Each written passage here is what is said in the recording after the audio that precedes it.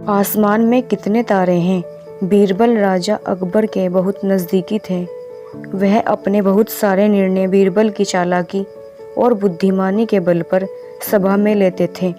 यह देखकर कुछ दरबारियों के मन में बीरबल के प्रति नफरत सी हो गई। उन दरबारियों ने मिलकर बीरबल को बादशाह अकबर के सामने नीचा दिखाने के लिए एक योजना बनाई।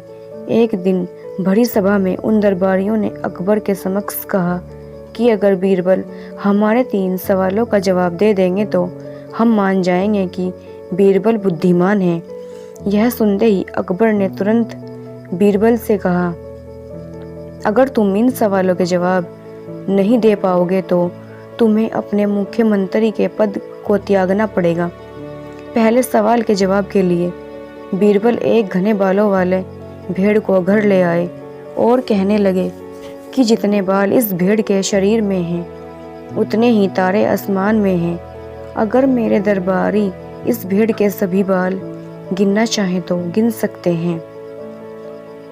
दूसरे सवाल के जवाब के लिए बीरबल जमीन पर कुछ रेखाएं खींचने लगे और कुछ देर बाद उन्होंने एक लोहे की छड़ी को गाड़ दिया और कहा, यह है धरती का केंद्र बिंदु।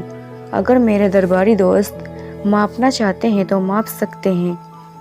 तीसरे सवाल के उत्तर में बीरबल बोले, वैसे तो यह बताना बहुत ही मुश्किल है कि इस दुनिया में पुरुष कितने हैं और महिलाएं कितनी हैं, क्योंकि इस दुनिया में कुछ ऐसे लोग भी हैं जिनको उस गणना में नहीं जोड़ा जा सकता, जैसे कि हमारे यहाँ दरबारी मित्र। अगर इस प्रकार के लोगों को हम मार डालें तो हमें गणना करने में भी आसानी होगी। यह सुनते ही सभी दरबारियों ने सर नीचे कर लिया। तभी राजा अकबर ने हंसते हुए कहा, बीरबल, तुमसे चालाक और बुद्धिमान कोई नहीं।